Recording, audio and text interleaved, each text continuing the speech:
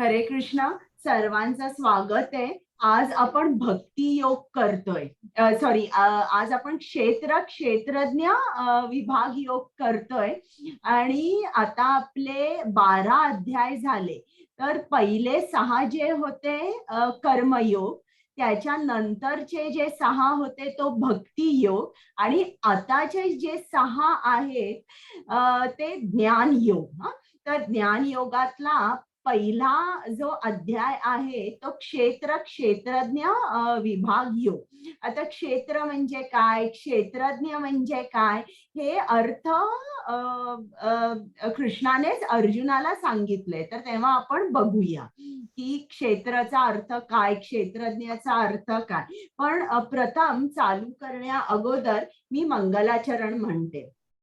हरे कृष्णा. ओम अज्ञानतिमिरान्धस्य ज्ञानाञ्जनशलाकया चक्षुरुन्मीलितं येन तस्मै श्री गुरवे नमः. श्रीचैतन्यमनोभीष्टं स्थापितं येन भूतले स्वयं रूप गदामह्यं ददाति स्वपदान्तिकं. नम ओं विष्णुपादाय कृष्ण पृष्ठाय भूतले श्रीमते भक्ति वेदांत स्वामिन् इति नामिने. नमस्ते सारस्वते देवे गौरवाणी प्रचारिणे निर्विशेष शून्यवादी पाश्चातदेशतारिणे. हे कृष्णा करुणा सिंधु दीनबंधु जगत्पते गोपेश गोपिका कांत राधाकांत नमोस्तुते.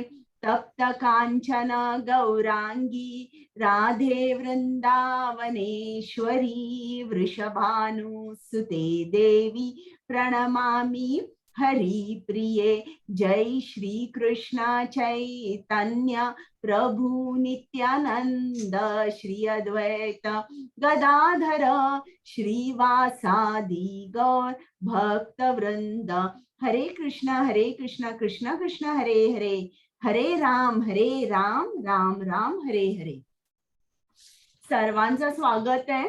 आता अध्याय ज्ञान योग सुरू करण्या अगोदर थोडस मी बोलते की ज्ञान योग का महत्वाचा आहे, की आपल्याला ज्ञान का हवंय. आता कृष्णाने भक्ती योग पूर्ण केलेला आहे. 11व्या अध्यायामध्ये अर्जुनाने सांगितलंय की आता माझा मोह नष्ट झालाय, माझा भ्रम नष्ट झालाय. मग आता भक्ती योग हा हे प्रयोजन आहे, किंवा कृष्णाने सांगितलंय की भक्ती योगाद्वारे अनन्य भक्तीद्वारे तुम्हाला माझी प्राप्ती होईल. तर आता इतकं सांगितलंय. भक्ती योग पण छान तऱ्हेने समजावून सांगितलाय. मग ज्ञानाची आवश्यकता काय आहे बघा. आपण आता जर तुम्ही व्यवस्थित विचार केला तर तुमच्या एक लक्षात येईल की आपण भक्ती करतोय. प्रत्येक जण तुम्ही क्लासला आलेला आहात, तुम्ही भक्ती करताय. पण आपण इंद्रिय तृप्तीमध्ये सुद्धा आहोत. आता बरं मला सांगा, मी जे काय सांगते ते तुम्हाला मान्य आहे का, की आपण भक्ती सुद्धा करतोय आणि आपल्याला इंद्रिय विषयांची सुद्धा आसक्ती आहे. तर तुम्हाला वाटते मी म्हणते ते बरोबर आहे? हो. हा, म्हणून काय होतंय की आपण भक्ती करतोय. आता 10 पावलं आपण पुढे जातोय, पण 8 पावलं आपण पाठीमागे येतोय. सारखं आपलं पुढे पाठी असं होतंय. आणि असं जर आपण एकसारखं करत राहिलो तर मग आपल्याला कृष्ण प्राप्ती कशी होईल.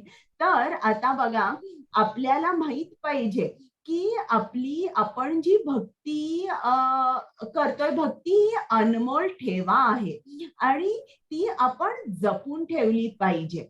आता समजा जर मुंबईमध्ये तुम्ही जर लोकलनी कधी प्रवास केला तर तुमच्या लक्षात येईल की अगदी सकाळची वेळ, संध्याकाळची वेळ, पीक आज असतात तर तेव्हा अगदी भरलेल्या असतात, उभं राहायला सुद्धा जागा नसते. आणि तेव्हा आपण जर सोन्याची चेन, मंगळसूत्र असेल किंवा आपला मोबाईल असेल तर लोक चोरतात.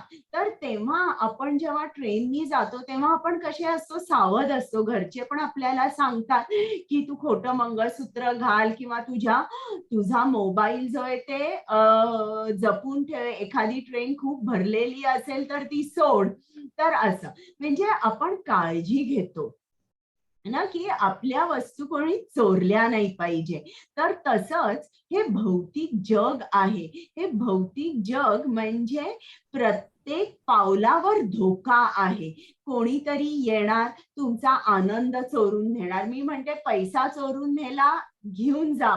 पैसा परत आपल्याला कमावता येतो. पण इकडे तर असं आहे की आपला आनंद, आपली मनशांती, आपली झोप सुद्धा उडून जाते. तर आपल्याला भोळं भाळं राहून उपयोग नाही, खूप जागरूक राहायला पाहिजे. आणि जर आपण दक्षता पाळली नाही तर भक्ती योग करता करता आपलं पतन होतं. बरं, आता ज्ञान, हा ज्ञानाची खूप आवश्यकता आहे. आणि एखादा माणूस ज्ञानी जरी असेल तरी त्याला भक्तीची जोड हवी. म्हणजे फक्त ज्ञानाने तो पुढे पुढे जाऊ शकत नाही. आता विश्वामित्र हा खूप मोठा ज्ञान योगी होता आणि त्यांनी ठरवलं की आता मी सगळं सोडून जंगलात जाईन आणि मला मोठं तपस्वी, मला ब्रह्मयोगी व्हायचंय. म्हणून तिकडे तो जंगलात गेला आणि ध्यान करू लागला. आणि जेव्हा तो ध्यान करू लागला, 3दा त्याचं पतन झालं. बघा, भक्ती नव्हती म्हणून. तर 3दा त्याचं पतन झालं.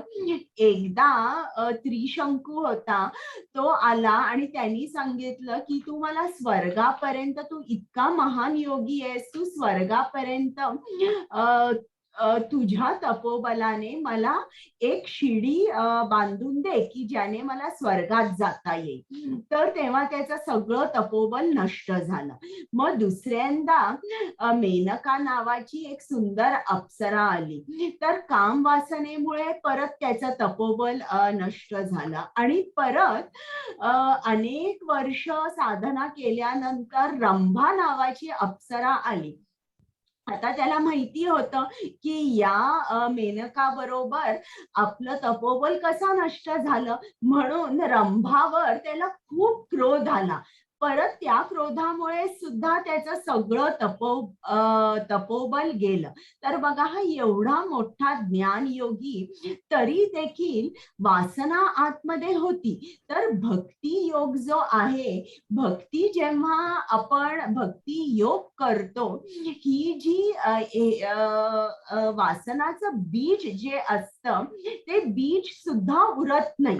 बरं, आता समजा जर जेव्हा आपण मे महिन्यात एका गावाहून दुसऱ्या गावाला जातो आणि जाताना पर्वत दिसतात, तर ते पर्वत कसे दिसतात, फक्त पर्वत म्हणजे डोंगर जो असतो, फक्त दगड दगड आपल्याला सर्वत्र दिसतं. पण पावसाळ्यात जा आणि बघा, त्याच पर्वतावर सुंदर हिरवगार गवतानी ते इतकं भरलेलं असतं की कुठेही दगड दिसत नाही. म्हणजे काय होतं की हे जे गवत होतं हे सुकून गेलं होतं, हे खाली पडलं होतं, पण तरीही बीज रूपामध्ये आतमध्ये गवताचं बीज होतं आणि पावसाने पाणी मिळाल्यामुळे ते गवत परत बाहेर आलं. तर त्याचप्रमाणे श्रील प्रभुपाद सांगतात की हे जे जग आहे, या जगामध्ये खूप धोका आहे. कधी तुमची वासना वर येईल हे सांगता येत नाही. त्याच्यामुळे भक्ती योग तर तुम्हाला करायलाच हवा, पण ज्ञान योगी हवा, की आपली भक्ती कोणी चोरून घेऊन जात नाहीये ना, आपलं पतन होत नाहीये ना, इकडे तुम्ही लक्ष ठेवा. म्हणून श्रील प्रभुपादांनी सर्व भक्तांना सांगितलंय की तुम्ही नृसिंहाची जी उपासना आहे ना ती करा, त्याचा मंत्र रोज म्हणा. तर मी फक्त तुम्हाला मंत्र म्हणते आणि जर तुम्हाला शक्य झालं तर तुम्ही हा मंत्र म्हणा म्हणजे आणि प्रार्थना करा की माझं पतन होऊ दे नको. उग्रम वीरम महाविष्णु ज्वलंतं सर्वतोमुखं नृसिंह भीषणं भद्रं मृत्योर्मृत्युं नमाम्यहम्. तर हा मंत्र आहे नरसिंह देवाचा.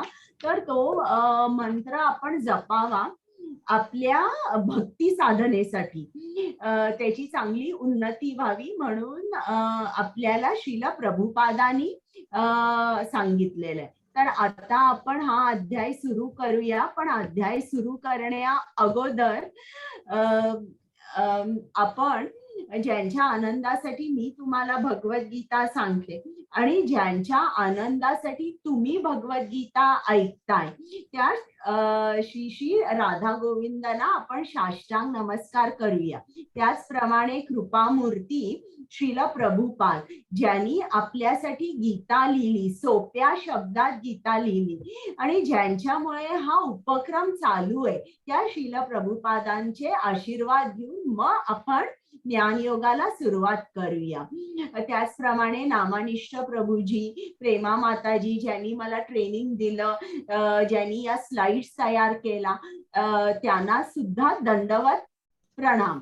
त्याचप्रमाणे माझे को होस्ट कुमुद माताजी, पल्लवी माताजी, जे कीर्तन करायला बायका येतात त्या, पूर्वाताई ज्यांच्या घरातून मी हा क्लास घेते, त्या सर्वांना मनापासून धन्यवाद आणि प्रणाम. आणि इकडे हे नरसिंहाची मी स्लाइड घेतली आहे की तुम्ही सुद्धा ही गोष्ट नरसिंह आणि प्रल्हादाची जी गोष्ट आहे ना श्रील प्रभुपादांनी लिहिलेली आहे किंवा भागवत कथा जी आहे ही तुम्ही वाचा, ही खूप छान आहे.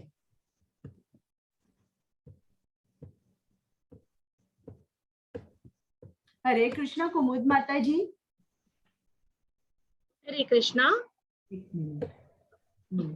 जर भक्ती हा कळस असेल तर शेवटच्या 6 अध्यायात ज्ञान का मांडले आहेत. खरेखर संपूर्ण भगवद्गीता ही भक्ती आहे. पहिले 6 अध्याय कर्मातून भक्ती कशी मिळवायची यावर चर्चा करते. शेवटचे 6 अध्याय ज्ञानाद्वारे ते कसे मिळवायचे याचे वर्णन केले आहे आणि मधले 6 भक्तीची चर्चा करतात. तसेच 12वा अध्यायात कृष्णाने स्पष्ट केले की ते वैयक्तिकरित्या त्याच्या भक्तांना जन्म आणि मृत्यू पासून कसे मुक्त करतात. म्हणून शेवटचे 6 अध्याय भौतिक जगापासून स्वतःला बाहेर काढण्यासाठी आवश्यक तत्वज्ञानाचे ज्ञान देतात. ज्ञानाचा उपयोग मायेपासून अलिप्त राहण्यासाठी आणि कृष्णाशी आसक्त होण्यासाठी होतो. म्हणून जेव्हा आपण भक्ती प्राप्त करण्यासाठी ज्ञानाचा उपयोग करतो तेव्हा तो भक्तीचा एक भाग बनतो. हरे कृष्ण. म्हणजे बघा, कर्मयोग आणि ज्ञानयोग, जेव्हा ज्ञानाचा वापर कृष्ण प्राप्तीसाठी आपण करतो तो भक्ती योग होतो आणि अगदी कर्माचाही वापर जेव्हा आपण कृष्ण प्राप्तीसाठी होतो तोही भक्ती योगच होतो. आणि कृष्ण आपल्याला काय सांगतोय, तुम्ही या भौतिक जगात राहू नका, तुम्ही माझ्याकडे या.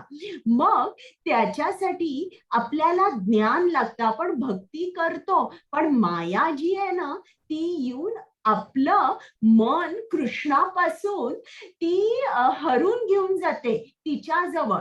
मग ज्याप्रमाणे जेव्हा आपण सावध असतो की आता मला लोकल ट्रेननी प्रवास करायचा आहे, कोणी माझं पाकिट मारेल, मोबाईल मारेल, आपण सावध असतो. आणि सावध असल्यावर कोणीही म्हणजे चोरी होत नाही सावध असल्यावर. त्याचप्रमाणे इकडे सुद्धा जेव्हा भक्ती योगामध्ये आपल्याला ज्ञान मिळतं तेव्हा जणू काही आपण एक कवच घातलेला असतो आणि आपलं जे मन असतं ते कोणीही कृष्णापासून लांब घेऊन जाऊ शकत नाही. जोपर्यंत आपल्याला माहित नाहीये की चोर कोण आहे तोपर्यंत आपण आपलं रक्षण कसं करणार? तर कृष्ण आता आपल्याला या ज्ञान योगामध्ये या चोराबद्दल माहिती सांगणार आहे की आपण स्थिर का राहू शकत नाही. आता अर्जुनाचे प्रश्न आहे, त्यांनी पहिला जे चालू केलेला आहे हा अध्याय, हा प्रश्नानेच चालू केलाय. परत एकदा तो कृष्णाला विचारतो प्रकृती म्हणजे काय. कृष्ण उत्तर देतो भौतिक निसर्ग. मग पुरुष म्हणजे काय? प्रकृतीचा उपभोग घेणारा त्याला पुरुष म्हणतात. क्षेत्र, क्षेत्र म्हणजे काय? आपलं जे शरीर आहे त्याला क्षेत्र म्हटलंय. फील्ड ऑफ ऍक्टिव्हिटी किंवा आपण शरीर असल्यामुळे कार्य करतो. क्षेत्रज्ञ म्हणजे काय? की जो शरीराला पूर्णपणे जाणतो किंवा शरीरात जो वास करतो तो या शरीराला पूर्ण तऱ्हेने जाणतो, त्याला क्षेत्रज्ञ म्हणतात. मग क्षेत्रज्ञ किती असतात? दोन, एक जीवात्मा आणि एक परमात्मा. मग ज्ञान, ज्ञान म्हणजे काय? क्षेत्र आणि क्षेत्रज्ञ यातला फरक समजणे म्हणजे ज्ञान. आणि ज्ञानम म्हणजे काय?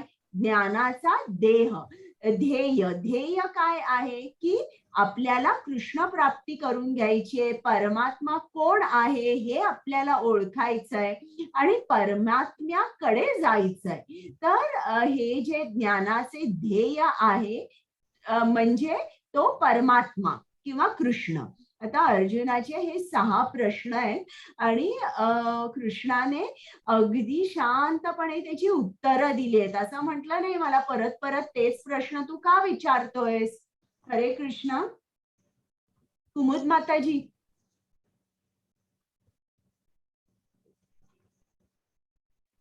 कृष्णा, अर्जुन म्हणाला, हे माझ्या प्रिय कृष्णा, मला प्रकृती म्हणजे स्वभाव, पुरुष म्हणजे भोग घेणारा आणि क्षेत्र जाणणारा आणि क्षेत्रज्ञ जाणून घ्यायचे आहेत. परमपुरुष भगवंत म्हणाले, हे कुंतीच्या पुत्रा, या शरीराला क्षेत्र म्हणतात आणि जो या शरीराला जाणतो त्याला क्षेत्रज्ञ म्हणतात. हरे कृष्ण. आता आपण आपलं जे शरीर आहे त्याच्याबद्दल थोडंसं जास्त जाणून घेऊया. बघा, आपलं हे शरीर आहे हे कसं असतं, आपला देहभान कसा असतो. कधीतरी आपण पूर्ण जागे असतो, जागृत अवस्था असते, कधीतरी आपण झोपलेले असतो पण ती झोप हलकी असते आणि कधीतरी आपण गाढ झोपेत असतो. तर या आपल्या शरीराच्या 3 अवस्था असतात. देहभान 3 स्तरांवर असतो, त्याबद्दल आपण जाणून घेऊया. कुमुद माताजी.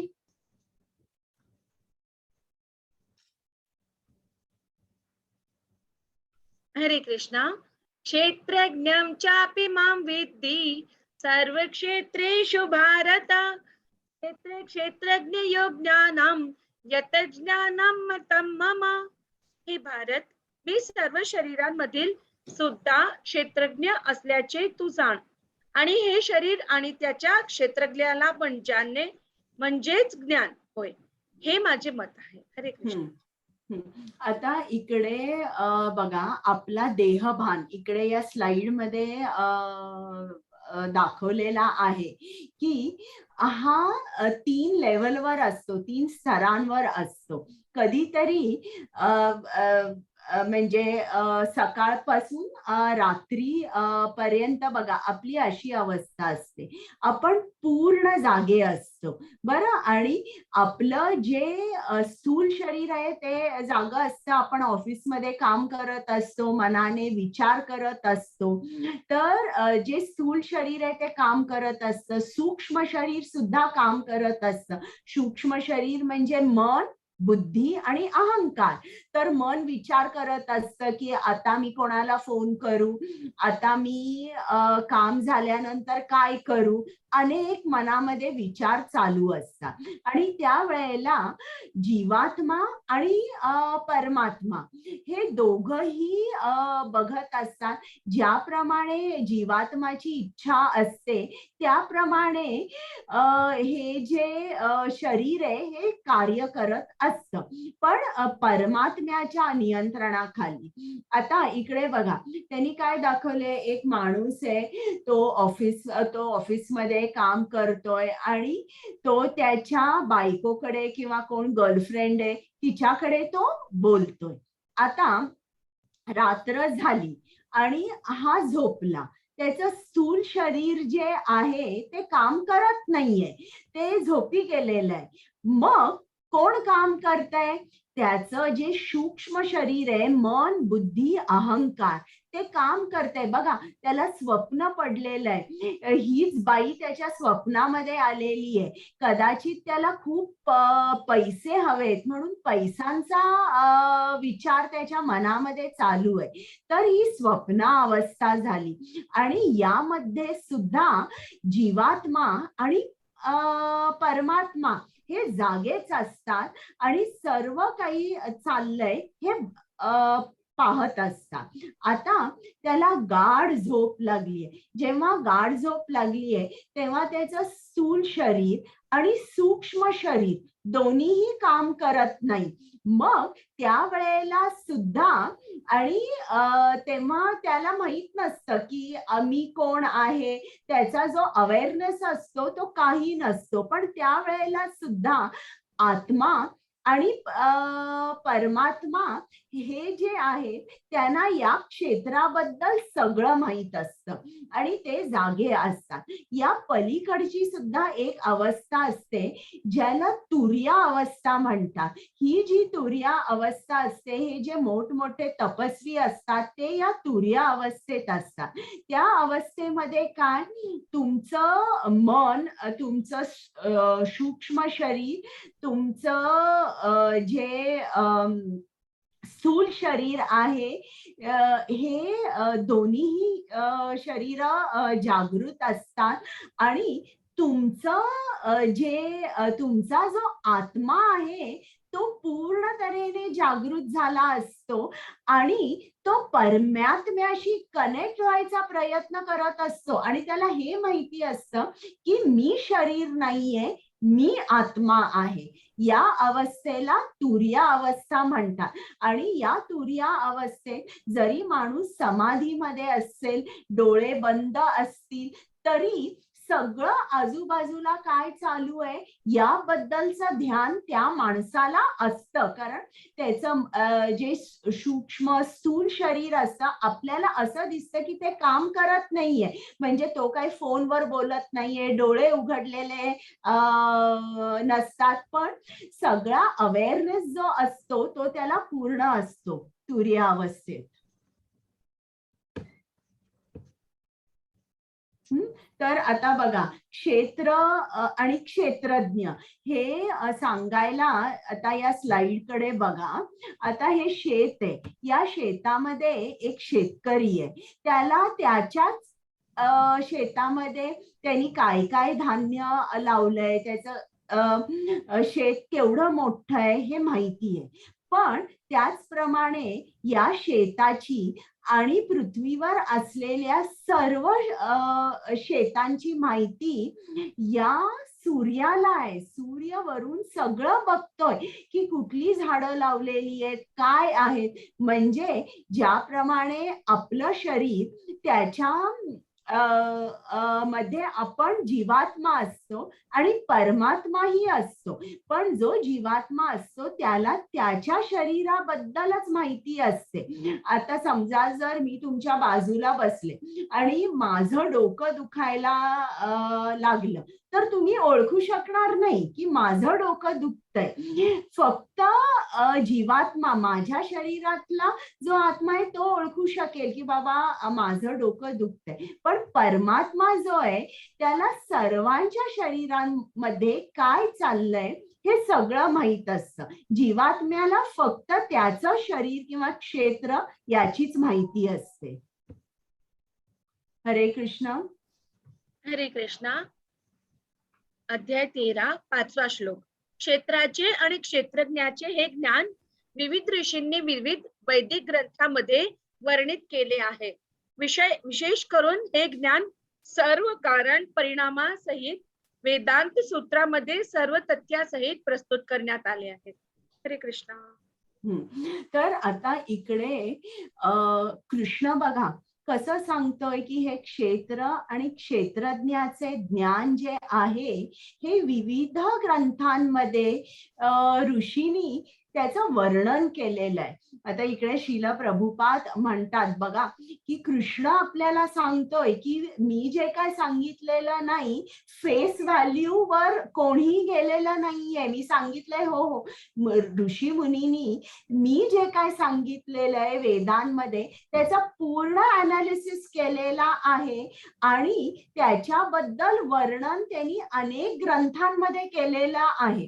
तर इकडे श्रील प्रभुपाद म्हणतात की इस्कॉन म्हणजे एक सोसायटी ऑफ ओपिनियन्स नाहीये की जिकडे आम्ही सांगतो हे असं आहे हे असं आहे. नाही, श्रील प्रभुपाद म्हणतात जेव्हा आम्ही सांगतो हे असं आहे त्याला आम्ही सांगतो आम्ही असं का म्हणतोय, असं कुठे लिहिलंय आणि कोट करतो. शास्त्रामधलं एखादी कथा, एखादा श्लोक आम्ही कोट करतो. आम्ही आमचं ओपिनियन स्वतंत्र, तुम्ही असं वागला पाहिजे, असं केलं पाहिजे, स्वतंत्र ओपिनियन्स आम्ही देत नाही. तर इकडे श्रील प्रभुपाद म्हणतात की कृष्ण जेव्हा असं म्हणतोय तो सांगतोय की अनेक ग्रंथामध्ये याचा अनालिसिस झालेला आहे. याच्यावर सगळं जे काय मी सांगितलंय हे खरं का आहे किंवा हे अंतिम सत्य काय आहे किंवा हे जे वेदांत सूत्र आहे हे काय आहे, सत्य काय, हे कारण आणि परिणाम याच्या आधारावर सगळं मांडलेलं आहे. आणि मग त्यांनी सांगितलंय की जेव्हा कुठलाही आपल्याला परिणाम दिसतो तो परिणाम का दिसतो त्याच्यासाठी एक कारण असतं.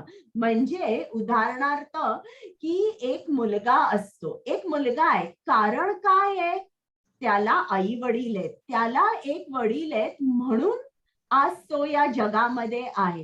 किंवा त्यांनी एक दुसरं उदाहरण श्रील प्रभुपाद देतात की आता आपल्या घरी टेबल आहे, फर्निचर आहे, ते सगळं लाकडापासून बनवलेलं आहे. तर हे लाकूड कुठून आलं, आपण कुठलं तरी झाड तोडलंय, झाडापासून आपल्याला लाकूड मिळालंय. तर त्या परिणामात म्हणजे त्या टेबलमध्ये तो वृक्ष आहे पण त्या वृक्षामध्ये हे टेबल नाहीये. त्याचप्रमाणे इकडे कृष्ण आपल्याला सांगतोय तो आपल्या सर्वांचा पिता आहे. आपल्यामध्ये कृष्ण आहे, आपल्या हृदयामध्ये कृष्ण आहे, असं इकडे त्यांना सांगायचं आहे की प्रत्येक जो काही परिणाम आहे त्याच्यामध्ये कारण उपस्थित असतं.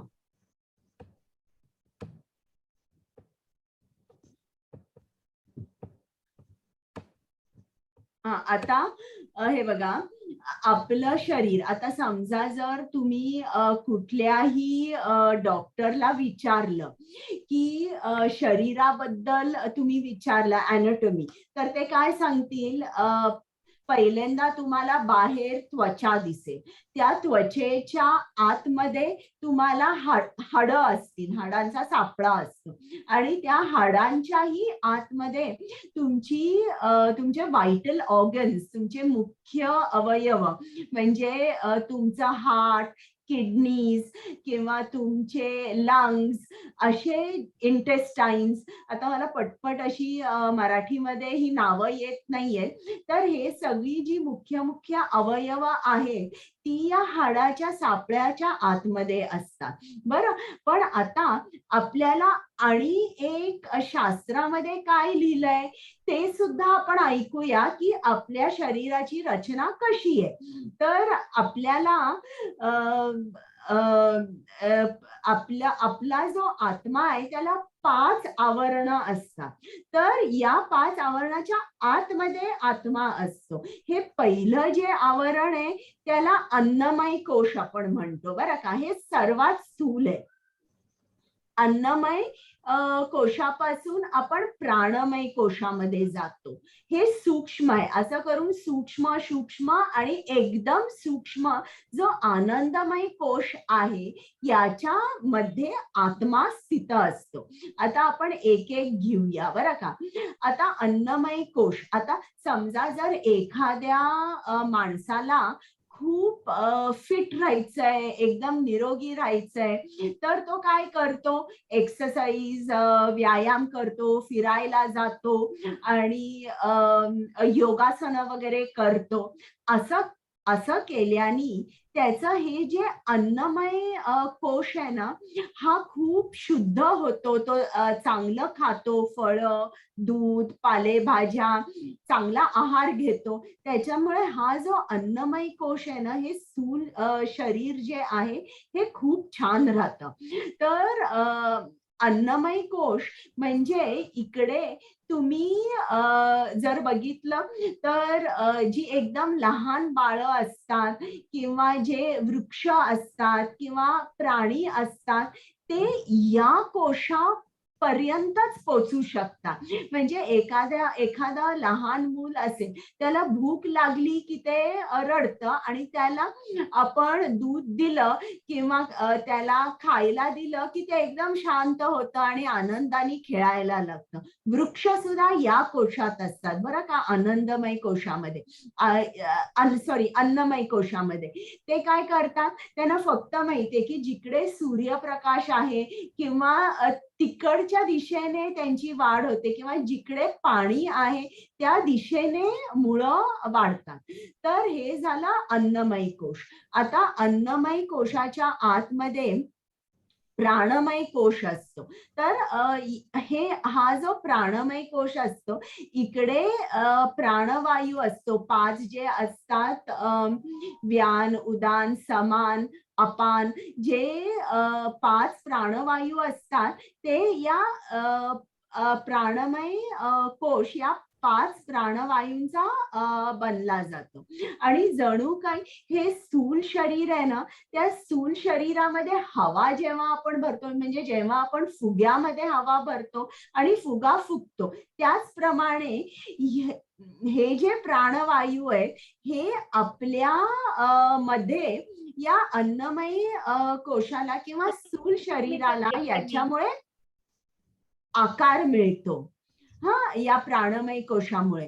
आणि आता जर तुम्ही बघितलं तर जे लोक हा कोश, प्राणमय कोश एकदम शुद्ध ठेवतात, तर त्यांची जी प्रकृती असते ना ती अधिक चांगली होते. कारण जितकं सूक्ष्मामध्ये जाऊ तितकी आपली प्रकृती खूप चांगली होते आणि तितका तो बाहेरचा कोश पण आपोआप चांगला राहतो.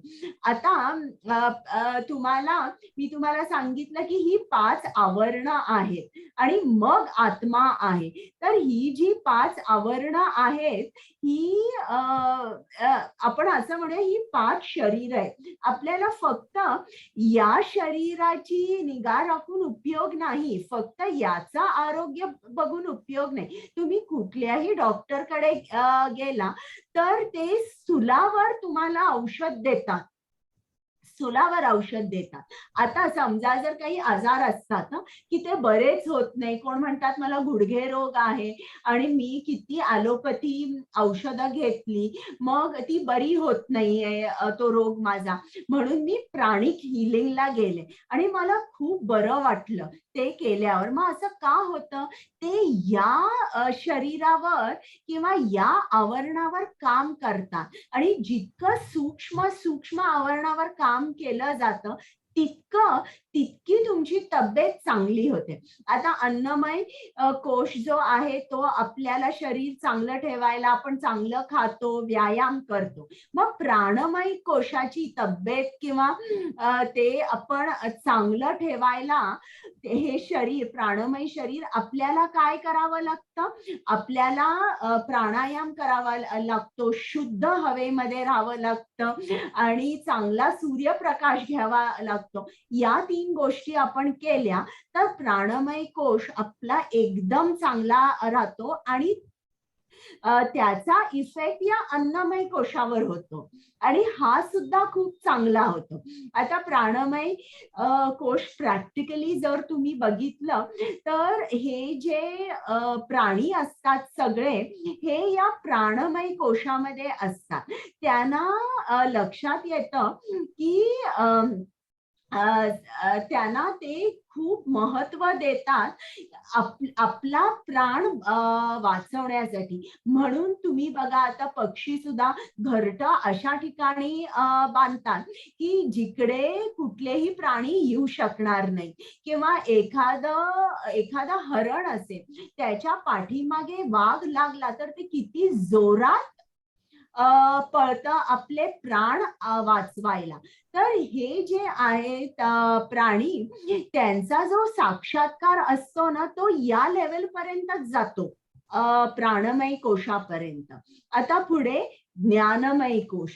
ज्ञानमय कोश म्हणजे काय की इकडे आता आपण म्हणूया ही एक मेंटल बॉडी आहे आपली आणि मनोमय कोश किंवा ज्ञानमय कोश म्हणजे काय असतो, आपण मनाने कुठले विचार करतो त्याचा इफेक्ट या प्राणमय कोशावर होतो आणि अन्नमय कोशावर होतो.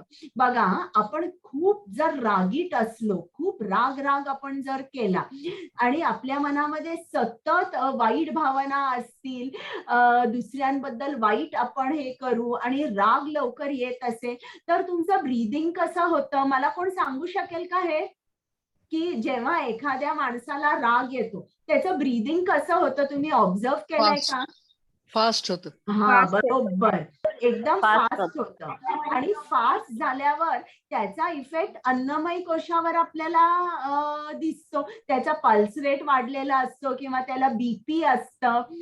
खूप काळ जर तो असाच राग करत राहिला तर त्याचं रूपांतर बीपी मध्ये होतं. तर ही जी ज्ञानमय कोश ही मेंटल बॉडी आहे. ही मेंटल बॉडी आपण खूप साफ ठेवली पाहिजे. आपण खूप चांगले विचार केले पाहिजे आणि हे चांगले विचार करण्यासाठी योग्य तो आहार आपण मनोमय कोशाला दिला पाहिजे.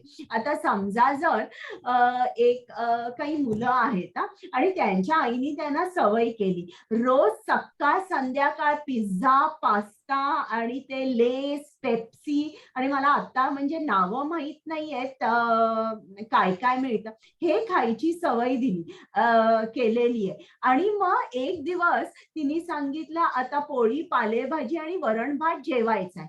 ती मुलं सहजासहजी जेवतील का मला सांगा? नाही जेवणार, कारण त्यांना सवय झाली आहे पिझ्झा, पास्ता, वडापाव वगैरे, ते जेवणार नाही. त्याचप्रमाणे मनोमय कोश सुद्धा तसा असतो. आता तुम्ही जर तुमच्या मनाला रोज व्हायलेंट मूवीज किंवा जे काय तुम्ही पुस्तकं वाचता त्यात भरपूर क्राईम, भरपूर व्हायलन्स असेल तर ती मनाला सवय होते आणि मग त्याला ते खाद्य मिळालं नाही की ते ॲग्रेशन जे आहे ते बाहेर पडतं आणि आणि मन कसं होतं, खूप ॲजिटेट होतं.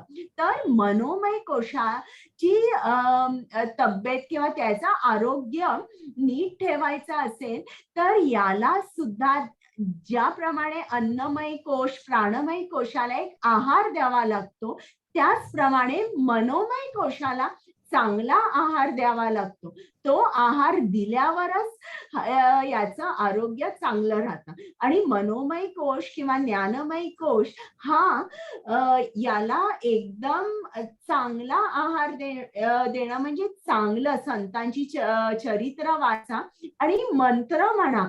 नादाचा जो इफेक्ट आहे ना, तो या मेंटल बॉडीवर खूप खूप चांगल्या तऱ्हेने होतो. तुम्ही बघा, एखाद्याला बीपी झालेला आहे आणि समजा जर त्याला सांगितलं की तुम्ही रोज यमन राग ऐका, तो ऐकून ऐकून ती ध्वनी पडून सुद्धा त्यांचं बीपी खाली येतं, म्हणजे असा शोध लागलेला आहे. तर मनोमय कोश आहे, त्याला त्याची तब्येत चांगली जर आपल्याला ठेवायची असेल तर आपल्याला संकीर्तन केलं पाहिजे, श्रील प्रभुपाद किंवा इतर संतांची, गोस्वामींची चरित्र वाचली पाहिजे.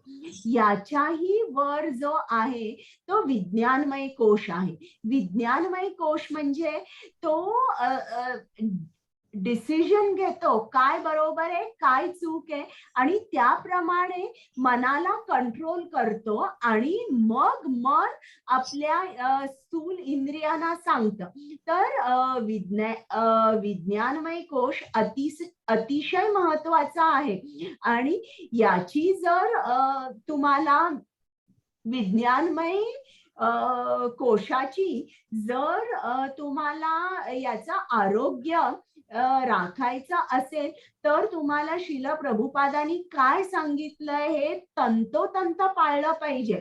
रोज तुम्ही शास्त्र वाचली पाहिजे, जप केला पाहिजे. असं नाही मी फक्त जप करते आणि मी वाचन माझं शून्य आहे असं नाही. तुम्ही जप केला पाहिजे, तुम्ही वाचन केलं पाहिजे, तुम्ही सेवा केली पाहिजे, तुम्ही फक्त कृष्ण प्रसादच खाल्ला पाहिजे आणि फक्त साधू संगच केला पाहिजे. तर असं केल्यावर तुमच्या विज्ञानमय कोशाचं आरोग्य उत्तम राहतं. आणि मग विज्ञानमय कोशात जेव्हा एखादा माणूस स्थिर होतो तेव्हा तो बरोबर आपली इंद्रिय जी आहे ती संयमित करू शकतो. आणि इकडे काय असतं, इकडे शांती मिळते. बरं का, त्याला सर्व भौतिक क्लेश, दुःख ही याला बाधत नाही, शांत असतो, पण आनंद मिळत नाही. आता विज्ञानमय कोशामध्ये आल्यावर सुद्धा आनंद मिळत नाही. आता आनंद आपल्याला कुठून मिळतो? प्रत्येक माणसाला आनंद प्रेमातून मिळतो. आणि प्रेम म्हणजे दोघं जण असतात, आई मुलगा, बहीण बहीण, बहीण भाऊ, किंवा आजोबा नातू, आजी आणि नातू, किंवा आजी आणि नात, किंवा पती आणि पत्नी. तर नेहमी हे दोघं असल्यावर प्रेम आपल्याला मिळतं. म्हणजे दोन माणसं तरी कमीत कमी लागतात, मित्र मित्र. तर या प्रेमाच्या शोधात हा जीवात्मा असतो आणि तो कनेक्ट करायचा प्रयत्न करतोय परमात्म्याबरोबर, कारण त्याला आनंद हवाय. मग ते कनेक्शन आता कसं एस्टॅब्लिश करायचं, आणि ते कनेक्शन झाल्यावरच त्याला खूप आनंद मिळतो. म्हणजे आता समजा जर राजस्थानमध्ये सगळ्या ज्या नद्या आहेत त्या कोरड्या आहेत, आणि ब्रह्मपुत्रा आसाममध्ये खूप खूप पाणी येत आहे. आता तिकडच्या नद्या या राजस्थान मधल्या नद्यांबरोबर लिंक केल्यावर कसं इकडे भरपूर पाणी येईल, त्याचप्रमाणे असं काही आपण सुद्धा परमात्म्याशी लिंक झाल्यावर आपल्याला सुद्धा भरपूर आनंद मिळतो आणि आपण या आनंदमय कोशामध्ये स्थिर होतो. तर या आनंदमय कोशामध्ये स्थिर होण्यासाठी काय करावं लागतं, कसं कनेक्शन करायचं हे आता आपण शिकूया. आता आपला जे भक्त असतात साधारणपणे ते जराशे ज्ञानमय कोशापर्यंत पोहोचलेले असतात. ते श्रील प्रभुपादांची पुस्तकं वाचतात आणि त्यांचा एक रिसर्च चालू होतो की आणि अनालिसिस चालू होतं स्वतःच्या लाईफ बद्दल आणि मग कृष्ण कृपेनेच आपण आनंदमय कोशापर्यंत पोहोचू शकतो. हरे कृष्ण. हरे कृष्ण.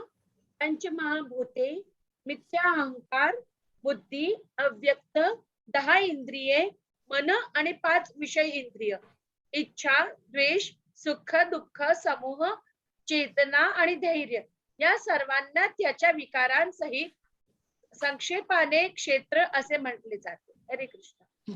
आता क्षेत्र म्हणजे काय? आता तुम्ही हवं तर पेन्सिल घ्या किंवा मनामध्ये कॅल्क्युलेशन करा. आता बघा, आता समजा जर हा ग्लास आहे, हा पेला आहे आणि मी विचारलं कोणाला की या पेल्यामध्ये कुठले कुठले मेटल्स आहेत, मला मेटलचं पटकन मराठी शब्द कुठले धातू आहेत असं मी विचारलं, तर मला दुकानदार सांगेल की यात थोडस स्टील आहे, थोडस क्रोमियम आहे, थोडस निकेल आहे. मला आता हे पटपट मराठी शब्द माहित नाहीये काय आहे, थोडस कॉपर पण आहे असे ते सांगतील. आणि ते सांगतील या धातूनी हा पेला आम्ही केलेला आहे. आता त्याचप्रमाणे आपलं शरीर कुठल्या तत्वानी बनलंय आपल्याला माहिती पाहिजे बरं का. 24 तत्व आहे. ती 24 तत्व कुठली पहिल्यांदा ती ऐका. आपली पंचमहाभूतांनी केलेलं शरीर, पृथ्वी, जल, अग्नी, वायू आणि आकाश. मग 10 इंद्रिय. 10 इंद्रिय म्हणजे कुठली? 5 ज्ञानेंद्रिय. 5 ज्ञानेंद्रिय म्हणजे ज्या इंद्रियांच्या द्वारे आपण ज्ञान घेतो, म्हणजे डोळे, कान, जिव्हा, नाक आणि स्पर्श याद्वारे आपण जे आहे ते ज्ञान घेतो. आणि 5 कर्मेंद्रिय. 5 कर्मेंद्रिय म्हणजे आता मी डोळ्यांनी बघितलंय छान गुलाबजाम आहेत आणि मला ते खायचे, मग मी मनाला सांगते की मला हे गुलाबजाम खायचे. मग जी कर्मेंद्रिय आहे त्याला बुद्धी सांगते की आता तू या दुकानात जा, पैसे दे आणि ही गुलाबजाम घे. मग मी माझे पाय चालवते, हाताने पैसे देते, तिथपर्यंत जाते आणि ते गुलाबजाम घरी घेऊन येते आणि मग खाते, हाताने खाते. मग हे सगळं जे ते बुद्धी हाताला पायाला इन्स्ट्रक्शन देते की तू हे कर्म कर, म्हणून त्यांना कर्मेंद्रिय म्हटले. तर अशी 5 ज्ञानेंद्रिय आणि 5 कर्मेंद्रिय मिळून 10 इंद्रिये होतात. तर मी सांगितलं पंचमहाभूत, 10 इंद्रिये सांगितली. मग अहंकार, एक बुद्धी झाली आणि एक अव्यक्त म्हणजे जे 3 गुण आहेत, रजोगुण, सत्वगुण आणि तमोगुण, हे तिन्ही मिळून त्यांना अव्यक्त म्हटलंय. तर ते 3 धरलेले नाहीये, 3 गुण मिळून एकच धरलेला आहे. आणि मन झालं आणि आपली जी इंद्रिय आहेत त्या इंद्रियांचे 5 विषय, 5 इंद्रिय आहेत त्यांचे 5 विषय. हे जे 5 विषय आहेत हे कुठेही बाहेर राहत नाही, आपल्या मनामध्ये राहतात.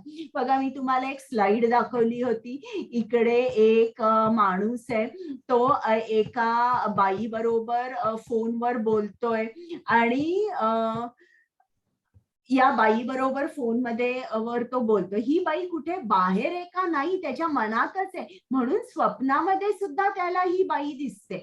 म्हणजे एखाद्या मुलाचं प्रेम असेल एखाद्या मुलीवर, तेव्हा ती मुलगी कुठेही बाहेर राहत नाही, ती त्या मुलाच्या मनातच राहते. कधी कोणाला आपल्या पैशांवर खूप प्रेम असतं, तेव्हा काय ते पैसे बँकेत किंवा फिक्स डिपॉझिट मध्ये नसतात, ते पैसे मनात घर करून राहतात आणि ते पैसे मनात असल्यामुळे हे या कॅल्क्युलेशन मध्ये आपलं शरीर किती तत्वांचं भरलं आहे, हे पाच विषय सुद्धा धरलेले आहेत, कारण ते कायमच मनात राहतात. मी तर म्हणते हे 5 विषय जे धरले, 5 कमी आकडा धरलाय. मला इतके असंख्य विषय आपल्या मनामध्ये राहतात की मला असं वाटतं की 5च का धरलेत.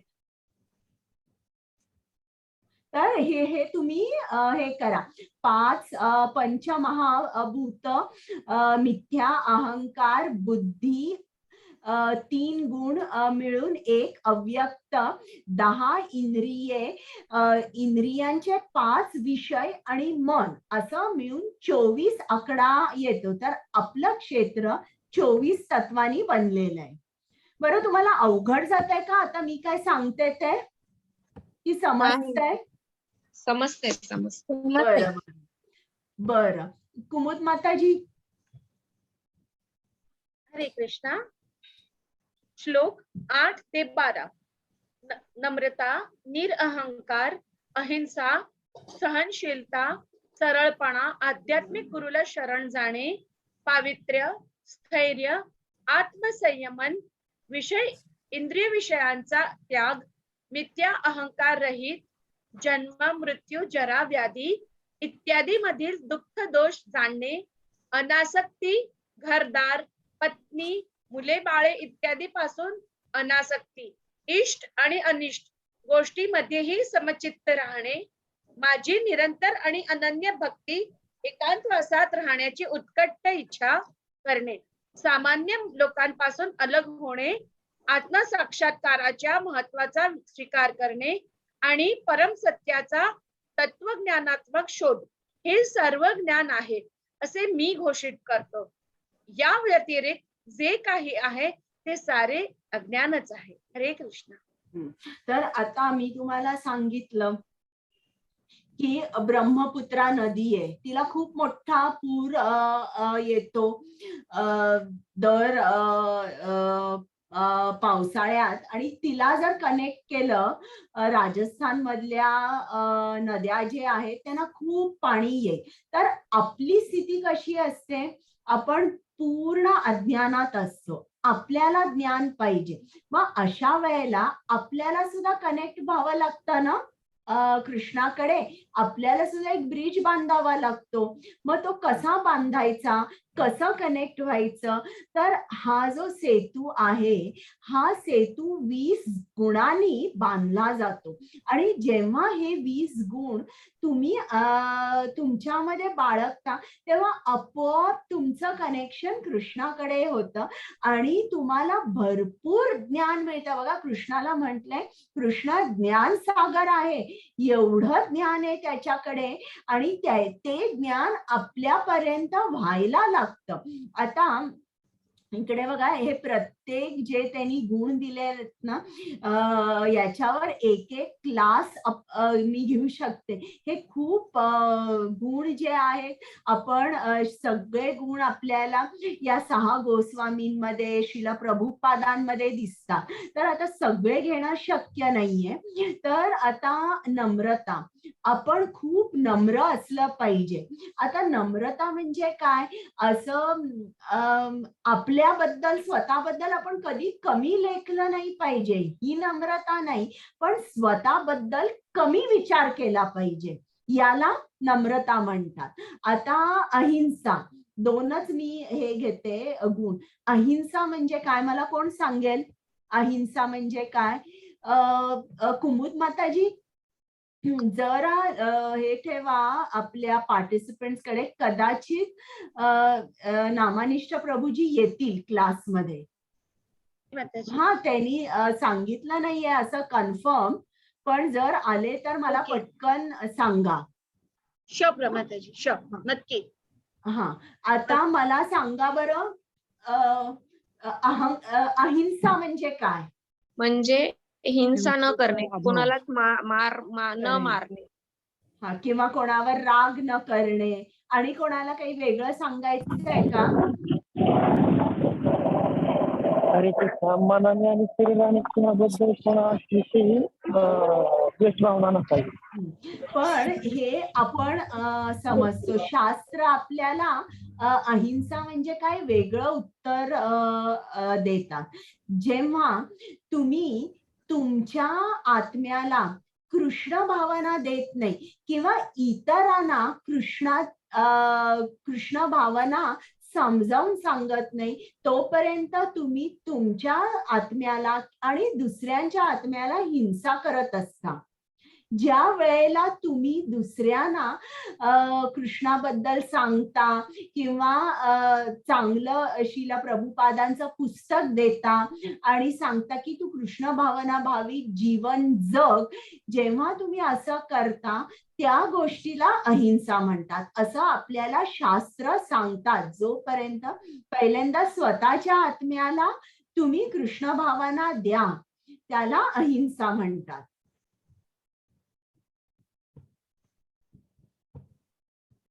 आता हे जे आहे आम्ही PDF जेव्हा पाठवू तेव्हा तुम्हाला सगळ्याचा याचा अर्थ समजेल. तुम्ही नीट वाचा. हरे कृष्ण. हरे कृष्णा.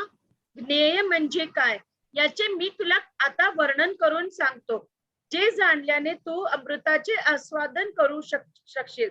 अनादी आणि माझ्या अधीन असणारे ब्रह्म हे भौतिक जगताच्या कार्यकारणाच्या पलीकडे आहे. हरे कृष्ण. आता कृष्ण आपल्याला सांगणारे ज्ञानाचे ध्येय म्हणजे काय? परमात्मा. तर ज्ञानाचे ध्येय किंवा ज्ञेय याबद्दल आता आपण अधिक ऐकणार आहोत. हरे कृष्णा. सर्वेंद्रिय गुणाभासम सर्वेंद्रिय विवर्जितम असक्तम सर्वभृच्चैव निर्गुणम गुणभोक्तृच. परमात्मा हा सर्व इंद्रियांचे मूळ उगमस्थान आहे, पण तरीही तो इंद्रिय रहित आहे. तो सर्व जीवांचा पालक करता असला तरी अनासक्तच आहे. तो प्राकृतिक गुणांच्या पलीकडे आहे आणि त्याचबरोबर सर्व प्राकृतिक गुणांचा स्वामीही आहे. हरे कृष्ण. आता इकडे काय सांगितलंय, आता आपल्याला ज्ञेय म्हणजे कोण? परमात्मा.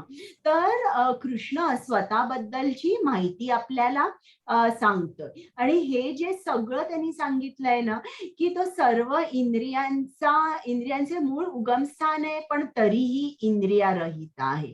तो सर्व जीवांचा पालन करता असला तरी अनासक्त आहे. तो त्यांनी हे गुण निर्माण केलेले 3 गुण, सत्वगुण, रजोगुण, तमोगुण, पण तरीही तो या गुणांच्या पलीकडे आहे. तर आता हे आपण कसं ओळखायचं? याला म्हणतात अचिंत्य भेदाभेद तत्व. आता कृष्ण काय सांगतोय की तो सर्व इंद्रियांचा मूळ आहे, पण तरीही तो इंद्रिय रहित आहे. म्हणजे असं आहे का की त्याला इंद्रियच नाहीये, डोळे नाहीयेत, कान नाहीयेत, त्याला ऐकायला येत नाही? नाही, असं नाही. आपण तर मी काल तर तुम्हाला सांगितलं की बिल्वमंगल ठाकूर जेव्हा भजन म्हणत असे तेव्हा कृष्ण तिकडे पर्सनली येऊन बसून तो आनंद घेत असे, त्याला त्यांची भजनं ऐकायला खूप आवडत असे. मग इकडे काय म्हणतोय की मी इंद्रियरहित आहे, म्हणजे त्याला स्थूल इंद्रिय नाहीयेत, त्याची इंद्रिय जी आहे ती दिव्य आहेत आणि एक इंद्रिय इतर इंद्रियांचं काम करू शकतात. म्हणजे आता बघा, आपल्याला जर खायचं असेल तर आपल्या जिभेद्वारे आपण खाऊ शकतो, पण डोळ्याद्वारे आपण खाऊ शकतो का? नाही. पण कृष्णाचं तसं नाही. जेव्हा तुम्ही त्याला भोग देता तेव्हा डोळ्याच्या द्वारे तो सगळं ग्रहण करू शकतो, त्याला काही तोंड उघडून खावं लागत नाही. तर अशी जी त्याची इंद्रिय आहेत ती त्याची इंद्रिय दिव्य आहेत. तर अशा तऱ्हेने म्हटलेलं आहे की तो इंद्रिय रहित आहे, म्हणजे कुठलंही इंद्रिय त्याचं दुसरं इंद्रियांची कामं करू शकतात आणि आपल्यासारखी भौतिक इंद्रिय नाही आहेत त्याची इंद्रिय दिव्य आहे. मग इकडे दुसरं सांगितलंय तो जीवांचा पालन करता असला तरी अनासक्तच आहे.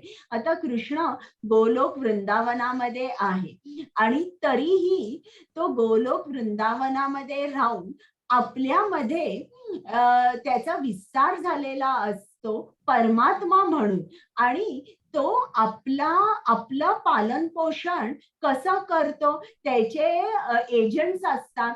सूर्यदेव असतो, वरुण देव असतो, या सर्व देवांमुळे आपल्याला आपलं पालन पोषण होतं.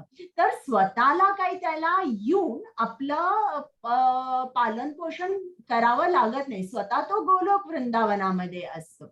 आणि ज्याप्रमाणे एखादा राजा कारागृहात जातो आणि तिकडचे जे कैदी आहेत त्यांना काय वाटतं, हा सुद्धा आलेला माणूस एक कैदीच आहे. पण तो कैदी नसतो, तो राजा असतो आणि त्याला कारागृहातले जे नियम आहेत ते नियम लागू पडत नाही. तो त्या कारागृहाचा जणू काही स्वामी असतो. त्याचप्रमाणे हे जे ब्रह्मांड आहे हे कारागृहासारखं आहे आणि कृष्णाला इकडचे जे नियम आहेत ते लागू पडत नाही. तो सर्व गुणांच्या पलीकडे. हरे कृष्ण. हरे कृष्णा. बैरंतश्च भूतानां अचरं चरम एव च सूक्ष्मत्वादन्य विज्ञेयं दूरस्थं चान्तिके च तत्. हरे कृष्णा. एक मिनिट आहे, याचं ट्रान्सलेशन. हरे कृष्णा. परम सत्य हे सर्व चराचर प्राणी मात्राच्या अंतरात आणि बाहेर आहे. ते सूक्ष्म असल्यामुळे भौतिक इंद्रियांच्या पाहण्याच्या किंवा जाणण्याच्या ग्रहण शक्ती पलीकडे आहे. ते जरी दूर, अत्यंत दूर असेल तरीही ते सर्वांच्या जवळही आहे. हरे कृष्ण. म्हणजे इकडे कृष्ण काय सांगतोय की मी गोलोक वृंदावनामध्ये आहे तरी तुमच्या एकदम जवळ आहे, तुमच्या हृदयातच मी आहे. तर परत याला अचिंत्य भेदाभेद तत्व म्हणतात. आणि आपले डोळे कसे असतात, ते इम्परफेक्ट असतात, परिपूर्ण नसतात. त्याच्यामुळे आपल्याला काही जे काय सत्य आहे ते दिसत नाही आणि भौतिक इंद्रियांनी तुम्हाला कृष्ण दिसू शकत नाही. तुम्हाला कृष्ण जर बघायचा असेल तर तुम्हाला दिव्य दृष्टीच लागते. आता इकडे त्यांनी स्लाइड दाखवली आहे. तर इकडे उत्तरा गर्भवती होती आणि परीक्षित महाराज तिच्या गर्भात होते. तेव्हा अश्वत्थामानी ब्रह्मास्त्र सोडले आणि ब्रह्मास्त्र सोडल्यावर उत्तराला समजलं की आता काय, माझं बाळ वाचू शकणार नाही. म्हणून तिने कृष्णाकडे प्रार्थना केली की कृष्णा तू माझ्या बाळाला वाचव. तेव्हा कृष्ण या परीक्षित महाराजांच्या हृदयामध्ये होता, तरी देखील तो बाहेर आला आणि त्यांनी उत्तरेचा गर्भ जो आहे त्या गर्भाचं रक्षण केलं. तर इकडे त्यांनी दाखवलं का हा हृदयामध्ये आहे कृष्ण, तरी देखील तो बाहेर आला आणि त्यांनी या गर्भाचं रक्षण केलं. तर तेव्हा जेव्हा परीक्षित महाराजांचा जन्म झाला तेव्हा ते एकसारखं इकडे तिकडे बघत होते की तो मी जो एवढा सुंदर कांतिमान पुरुष बघितला तो कुठे आता, कुठे आता, म्हणून त्यांचं नाव परीक्षित ठेवलंय. हरे कृष्ण. हरे कृष्णा. सर्व प्रकाशमान वस्तूमधील प्रकाशाचे उगम तो आहे आणि भौतिक अंधकाराचा अतीत आहे आणि अव्यक्त आहे. तो ज्ञान आहे, तो ज्ञेय आहे आणि ज्ञानाचे ध्येय आहे. तो सर्वांच्या हृदयात स्थित आहे. हरे कृष्ण. म्हणजे इकडे आपल्याला काय समजतं की सूर्य चंद्रामधला प्रकाश जो आहे तो कृष्णच आहे. आणि एक बघा की आपल्याला जी दृष्टी आहे त्या दृष्टीमागे सुद्धा कृष्ण आहे, कारण प्रकाशामुळेच आपल्याला दृष्टी मिळते. तर आपल्या दृष्टीमागे सुद्धा कृष्ण आहे.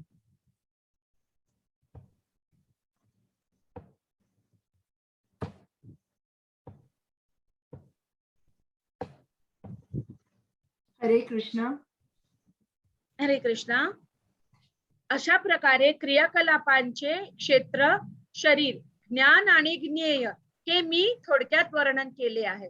केवळ माझे भक्तच हे पूर्णपणे समजून घेऊ शकतात आणि अशा प्रकारे माझ्या स्वभावाची प्राप्ती करू शकतात. हरे कृष्ण. आता ही फार सुंदर एक गोष्ट आहे. कठोपनिषद मध्ये शरीराची तुलना एका झाडाशी केलेली आहे बरं का. आणि त्या झाडांवर 2 पक्षी आहेत. एक पक्षी म्हणजे जीवात्मा आणि दुसरा पक्षी म्हणजे परमात्मा. हा पक्षी जो आहे हा फळं खाण्यामध्ये दंग आहे. त्याला एक फळ आवडलं नाही की तो वरच्या फांदीवर जातो, तिकडचं फळ खातो. ते नाही आवडलं परत खालच्या फांदीवर येतो. तेही फळ आवडलं नाही तर दुसऱ्या झाडावर जातो. म्हणजे कसं आपण शरीर एक सारखी बदलत असतो आणि तो इतका दंग असतो आणि इतकं फळाकडे लक्ष असतं की तो जरा मान करून वर पण बघत नाही कोण आहे. आणि एकदा का त्यांनी मान वर केली आणि बघितलं की इकडे कृष्ण आहे, हा परमात्मा आहे, असं एकदा जरी त्यांनी बघितलं की मग त्याला परत या भौतिक जगामध्ये यावं लागत नाही. कृष्ण त्याला आपल्या धामात घेऊन जातो. पण तो इतका व्यस्त आहे फळामध्ये की त्याला वेळ कुठे कृष्णाकडे बघायला. म्हणजे ज्याप्रमाणे तुम्ही जर काही जणांकडे कुत्रा असतो आणि ते कुत्र्याला फिरायला सकाळचं घेऊन जातात आणि मलमूत्र त्याग केल्यानंतर लगेच कुत्र्याला घरी आणतात. ते थांबतात का की आता आपण तासभर आणि फिरूया, इकडे जाऊया तिकडे जाऊया? नाही नाही, लगेच कुत्र्याला घरी आणतात ते. त्याचप्रमाणे आपण सुद्धा याच्यामध्ये आपल्या वासना, आपल्या इच्छामध्ये इतके आपण व्यस्त असतो की आपल्याला इच्छाच होत नाही कृष्णाकडे बघायची. आणि एकदा का आपण या इच्छा सगळ्या संपवल्या आणि बघितलं कृष्णाकडे की कृष्ण आपल्याला लगेच घेऊन जातो त्याच्या धामात. हरे कृष्ण. हरे कृष्णा. भौतिक प्रकृती आणि जीव हे दोन्ही अनादी असल्याचे जाण. त्याचे विकार आणि त्रिगुण हे भौतिक प्रकृतीपासून उत्पन्न होतात. हरे कृष्ण. आता कृष्ण आपल्याला भौतिक प्रकृती, पुरुष, ज्ञेय याबद्दल सांगणार आहे. आता प्रकृती आणि पुरुष हे प्रकृती ही अनादी आहे बरं का. इकडे का म्हटलंय की ती अनादी आहे, कारण बघा किती 84 लक्ष योनी आहेत. इतक्या जाती आहेत बरं का प्राण्यांच्या. आणि जोपर्यंत इच्छा आहे, आपल्याला एक इच्छा नाही अनेक इच्छा असतात. जणू काही या इच्छांना आदी नाहीये, अंत नाहीये आणि मध्य नाहीये. इतक्या माणसांच्या इच्छा असतात आणि त्या इच्छा पुरवण्यासाठी भौतिक प्रकृती आपल्याला टेलर मेड शरीर देते. म्हणजे ज्याप्रमाणे आपण एखाद्या मॉलमध्ये जाऊ आणि आपल्याला फिट होईल असा आपण कुर्ता नाही तर ड्रेस घेऊ, त्याप्रमाणे आपल्या मनाला जे काही हवं आहे त्यासाठी ती वेगवेगळी शरीर तयार करत असते बरं का. एकदा श्रील प्रभुपाद अमेरिकेमध्ये होते, अमेरिका की ऑस्ट्रेलिया, तर तिकडे ते बीचवर बसलेले होते आणि त्यांचे भक्तगण सुद्धा होते आणि तिकडे बरेच लोक सर्फिंग करत होते. तर हे बघत होते किती वेळ यांचं सर्फिंग चाललेलं आहे आणि त्यांनी सांगितलं आता पुढच्या जन्मी यांचं माशाचं शरीर जे आहे ते प्रकृती तयार करत आहे. नक्कीच पुढच्या जन्मी हे समुद्रामध्ये, महासागरामध्ये हे मासा होणार आहे. तर हे असं असतं, आपल्या ज्या ज्या इच्छा असतात त्या त्या इच्छा प्रकृती पूर्ण करत असते आणि इच्छा कशा असतात त्या कधी संपत नाही. त्या अर्थाने प्रकृती आणि जीव हे दोन्ही अनादी आहेत. हरे कृष्ण. हरे कृष्णा. कार्य कारण कर्तृत्वे हेतु प्रकृतिरुच्यते पुरुष सुख दुःखानां भोक्तृत्वे हेतुरुच्यते. प्रकृती ही सर्व भौतिक कार्य कारणांना कारणीभूत असल्याचे म्हटले जाते, तर जीव या संसारातील विविध सुख दुःखांच्या उपभोगास कारणीभूत असल्याचे म्हटले जाते. हरे कृष्ण. आता हे 21वा श्लोक, या 21व्या श्लोकात आपल्याला असं समजतं की बऱ्याच जणांचा प्रश्न असतो की चांगल्या लोकांशी वाईट का होतं. तर त्याचं उत्तर दिलेलं आहे, प्रत्येक जो परिणाम असतो त्याला काहीतरी कारण असतं. असं कधीच नसतं की कारण नाहीये, कारण असल्यामुळेच आपल्याला परिणाम दिसतो. आपल्याला कुठेतरी अकाउंटेबिलिटी ही घ्यावी लागते. आता इकडे त्यांनी दाखवलंय की एक माणूस काहीही खातोय. मग आता त्याच्या आतमध्ये असलेला परमात्मा हे बघतोय, तो काय करतोय, त्याला सगळं माहिती आहे की त्याचे विचार काय आहेत आणि त्याला काय भोगण्याची इच्छा आहे. मग त्याप्रमाणे त्याला शरीर मिळतंय, का डुकराचं मिळेल, वाघाचं मिळेल, सिंहाचं मिळेल, जिकडे तो जो जीवात्मा आहे तो त्याचा आनंद घेऊ शकेल. तर असं कधीच होत नाही आपल्या जीवनात सुद्धा की एखादी वाईट, एक माणूस खूप चांगला आहे आणि खूप वाईट काहीतरी दुःखद घटना त्याच्या आयुष्यात घडली, याचा जो परिणाम असतो तो गतजन्मी असतो आणि तो याचं कारण जे असतं ते गतजन्मी असतं आणि ते आपल्याला समजत नाही. पण याचा विचार न करता आपण चांगले कर्म केले पाहिजेत, भक्ती केली पाहिजे, ज्याने की हे जे पापक्रिया आहेत, पापक्रियेचे परिणाम जे आहेत ते पूर्ण नष्ट होतात.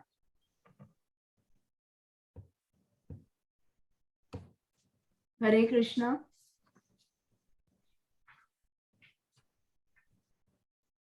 हरे कृष्णा. प्रकृती पुरुष प्रकृतिस्थो हि भुंक्ते प्रकृतिर्जान गुणान कारणं गुण संगोस्या सद असद योनि जन्मसु. याप्रमाणे जीवात्मा प्रकृतीच्या त्रिगुणाचा भोग करीत भौतिक प्रकृतीमध्ये जीवन व्यतीत करतो. भौतिक प्रकृतीशी संग केल्यामुळे असे घडते. याप्रमाणे त्याला विविध योनीमध्ये बरे वाईट प्राप्त होते. हरे कृष्ण. म्हणजे इकडे त्यांनी सांगितलंय की 3 गुणांच्या प्रभावाखाली आपण कर्म करतो आणि त्या कर्मानुसार आपल्याला या 84 लक्ष योनीमध्ये कुठलं तरी एक शरीर मिळतं. तर 3 गुणांच्या खाली आपण कर्म कसे करतो ते आपण उद्या डिटेलमध्ये शिकणार आहोत. हरे कृष्णा. हरे कृष्णा. उपद्रष्टानुमंताच भर्ता भोक्ता महेश्वरः परमात्मेति चाप्युक्तः देहेस्मिन् पुरुषः परः. तरीही या शरीरात आणखी एक आहे, एक दिव्य भोक्ता जो भगवान आहे, सर्वोच्च मालक आहे, जो देखरेख करणारा आणि परवानगी देणारा म्हणून अस्तित्वात आहे आणि जो परमात्मा म्हणून ओळखला जातो. हरे कृष्ण. आता आपण बघितलं की एक म्हणजे एक जीवात्मा असतो, त्याची इच्छा असते आणि प्रकृती त्याच्यासाठी तशी इच्छा पुरवण्यासाठी तसं शरीर देते आणि म्हणजे हे 2 कर्ते झाले. या 2 कर्त्यांच्या वर परमात्मा असतो, म्हणजे 3 कर्ते. आता 18व्या अध्यायात आपण बघणार आहोत की 5 कर्ते असतात ज्याच्यामुळे कर्मसिद्धीस जाते. पण इकडे या अध्यायात 3 कर्ते सांगितले. एक म्हणजे भौतिक प्रकृती, मग जीवात्मा आणि परमात्मा. पण परमात्मा कसा असतो? न्यूट्रल असतो. तो फक्त उपदृष्टा अनुमंत असतो. तो फक्त बघतो आणि तो अनुमती देतो की ठीक आहे, तुला याची इच्छा आहे ना, तू असं कर. त्याप्रमाणे तो अनुमती दिलं तर आपण आपलं जे कर्म आहे ते होतं. जर नाही दिलं त्यांनी अनुमती, तर आपण जे काय कर्म करतो त्याला यश मिळत नाही. हरे कृष्णा. जो भौतिक प्रकृती आणि जीव आणि त्रिगुणाचे विकार या संबंधीचे तत्व जाणतो त्याला निश्चितच मोक्ष प्राप्ती होते. त्याची वर्तमान स्थिती कशीही असली तरी त्याच्या या ठिकाणी पुनर्जन्म होत नाही. हरे कृष्ण. म्हणजे इकडे कृष्ण आपल्याला काय सांगतो? ज्यांना हे ज्ञान मिळतं की भौतिक प्रकृती, जीवात्मा आणि तो जीवात्मा या 3 गुणांनी कसा बांधला जातो, ज्याला हे ज्ञान समजतं तो निश्चितच मुक्त होतो. तो कधी या 3 गुणांमध्ये अडकत नाही आणि मग त्याला माझी प्राप्ती होते आणि म्हणून मग त्याला पुनर्जन्म होत नाही. बघा, या सगळ्या ही लोक आहेत, ही ज्ञानी आहेत बरं का, आणि त्यांना शुकदेव गोस्वामी ज्ञान देत आहेत. आता ज्ञान मिळाल्यावर कोण अडकेल का या 3 गुणांमध्ये? नाही, मग ते मुक्त होऊ शकतात. हरे कृष्ण. हरे कृष्णा. काहींना ध्यानाद्वारे, काहींना ज्ञानाद्वारे, ज्ञानाच्या अनुशीलनाद्वारे, तर काहींना निष्काम कर्माद्वारे फलदायी इच्छा शिवाय परमात्म्याचा साक्षात्कार होतो. हरे कृष्ण. आता परमात्म्याचा साक्षात्कार 3 तऱ्हेने होऊ शकतो: ज्ञान, ध्यान आणि कर्म. पण या तिन्ही मध्ये आनंद मिळत नाही बरं का. तुम्ही सत आणि चित हे रूप जास्तीत जास्त ओळखू शकाल, पण आनंद जर मिळवायचा असेल तर तुम्हाला भक्ती योगच भक्ती योग घ्यावा लागतो किंवा भक्ती करावी लागते, तरच तुम्हाला सत, चित आणि आनंद मिळू शकतो. हरे कृष्ण.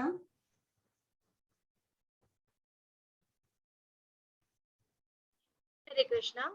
पुन्हा असे काही लोक आहेत जे आध्यात्मिक ज्ञानात परिचित नसले तरीही इतरांकडून ऐकून परमपुरुषाची पूजा करू लागतात. अधिकाऱ्यांकडून ऐकण्याच्या त्याचा प्रवृत्तीमुळे ते जन्म मृत्यूच्या मार्गही ओलांडतात. म्हणजे कृष्ण बघा खूप खूप दयाळू आहे आणि त्याला म्हणतात ना कॉजलेस मर्सी, म्हणजे कारणाशिवाय तो आपल्यावर विशेष अनुग्रह करतो, काही कारण नसतं. आता समजा जर एक मित्र आहे आणि तो रोज मंदिरात जातोय आणि आता मंदिरामध्ये भागवत सप्ताह चालू आहे आणि तो आपल्या मित्राला सांगतो की आज संध्याकाळी काय करतोय, तू चल माझ्या बरोबर.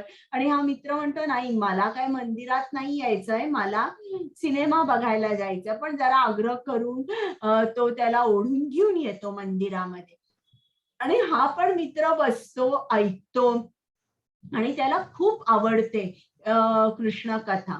आणि आता तोही या मित्राबरोबर रोज जायला लागतो. तर कृष्ण कसा असतो, तो नाही विचार करत की याला माझ्या मंदिरात बिलकुल यायचं नव्हतं, ओढून ताडून याला हा इकडे आला, असा नाही विचार करत. तो विचार करतो कसंही करून तो आला ना माझ्याकडे, तर तो प्रत्येकाना आलेल्या भक्तांवर विशेष अनुग्रह करतो.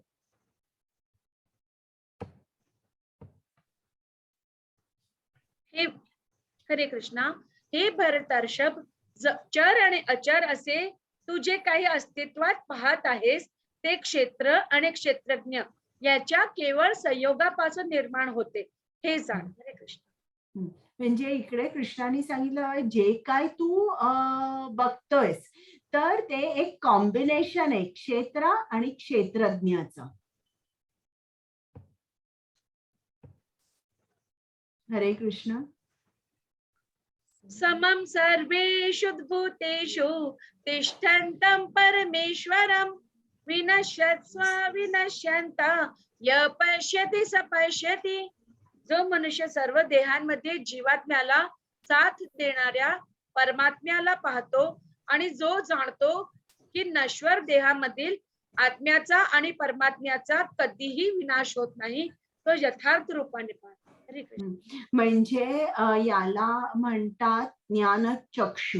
या माणसाला ज्ञानचक्षु आहे आणि तो सरळ सरळ बघतोय की या देहामध्ये जीवात्म्याला जो साथ देतो तो कोण आहे, तो परमात्मा आहे.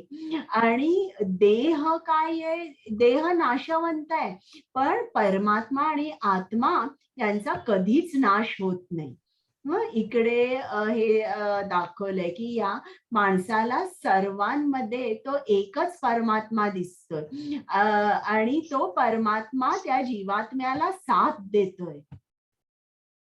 हरे कृष्ण. हरे कृष्ण. जो मनुष्य सर्व जीवांमध्ये परमात्म्याला समान रूपेने उपस्थित असल्याचे पाहतो, तो मनामुळे स्वतःची अधोगती होऊ देत नाही. याप्रमाणे तो परमगतीला प्राप्त होतो.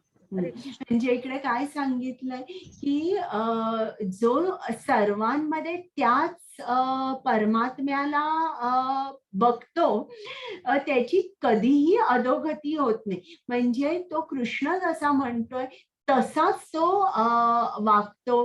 त्याचं मन कसं असतं, नेहमी स्थिर असतं. त्याची इंद्रिय कशी असतात, नेहमी संयमित असतात.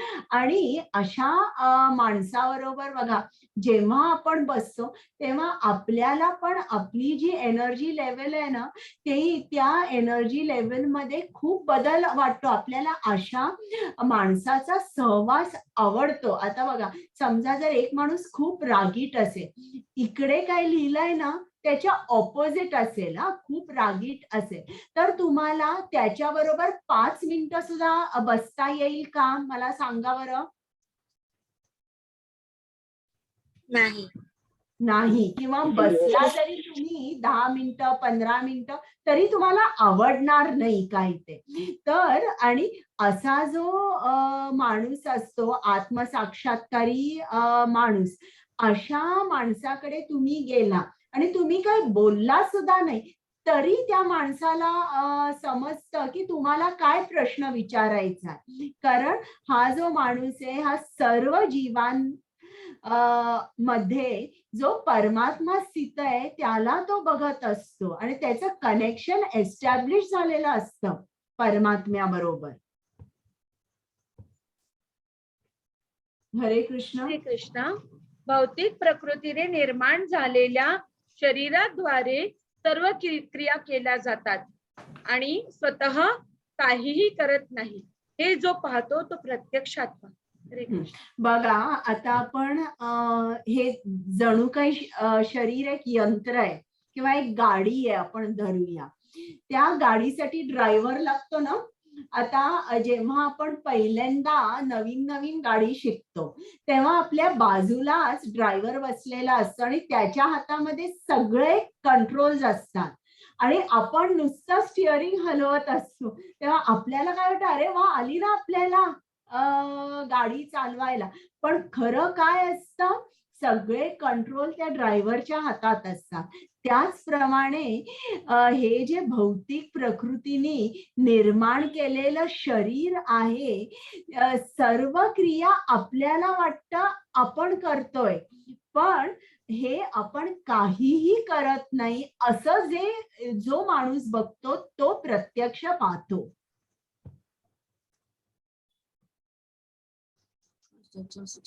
हरे कृष्ण.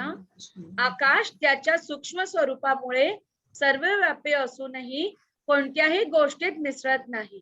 त्याचप्रमाणे ब्रह्मदृष्टीत स्थित असलेला आत्मा त्या शरीरात बसलेला असला तरी शरीरात मिसळत. हरे कृष्ण.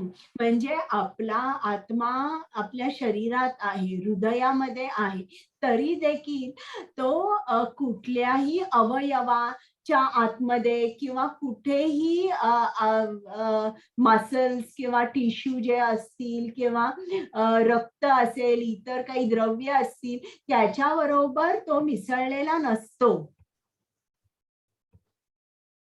हरे कृष्ण. हरे कृष्णा.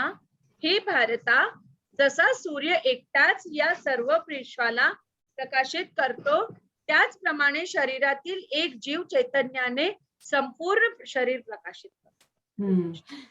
बघा, ज्याप्रमाणे सूर्य एकच आहे पण पूर्ण पृथ्वीवर त्याचा प्रकाश पडतो, त्याच्यामुळे त्याचप्रमाणे आत्मा जो आहे त्याच्यामुळे आपल्या शरीरामध्ये पूर्ण चैतन्य असतं.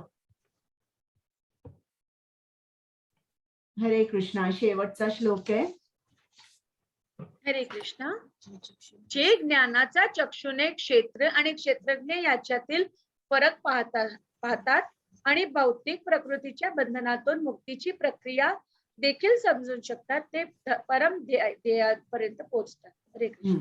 म्हणजे ज्यांना ज्ञानचक्षु आहे ते समजू शकतात.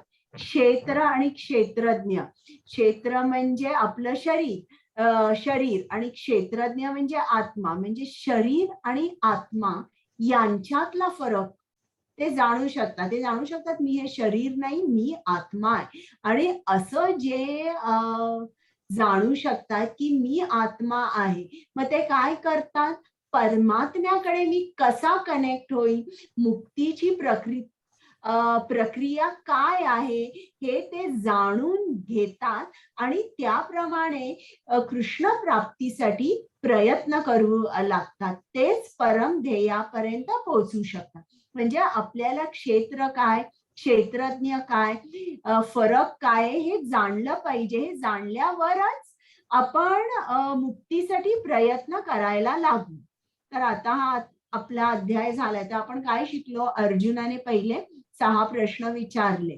कोणते 6 प्रश्न होते? की प्रकृती म्हणजे काय, पुरुष म्हणजे काय, क्षेत्र म्हणजे काय, क्षेत्रज्ञ म्हणजे काय, ज्ञान म्हणजे काय, ज्ञेय म्हणजे काय. तर हे सर्व कृष्णाने सांगितलं. मग जर तुम्हाला ज्ञान प्राप्त करायचं असेल तर तुम्ही कोणते गुण बाळगले पाहिजे? कारण ते गुण बाळगल्यावर तुमचं परमात्म्याशी कनेक्शन होतं. तर ते 20 गुण सांगितलेले आहेत. जेव्हा मी PDF पाठवेन तेव्हा तुम्ही नीट वाचा. मग ज्ञानम म्हणजे काय? प्रकृती आणि पुरुषाबद्दल कृष्णाने सांगितलंय आणि ज्ञानाची दृष्टी किंवा ज्ञान चक्षु कोणाला असतात याबद्दल सुद्धा कृष्णाने सांगितलंय. आता आपला अध्याय संपलेला आहे. वैष्णवी माताजी आलेले आहेत का याच्यासाठी? आल्या असतील तर. नाही माताजी, वैष्णवी माताजी नाही आले. बरं, तुमच्याकडे रेकॉर्डिंग स्टॉप करायचंय ना, काम चालू ठेवायचं?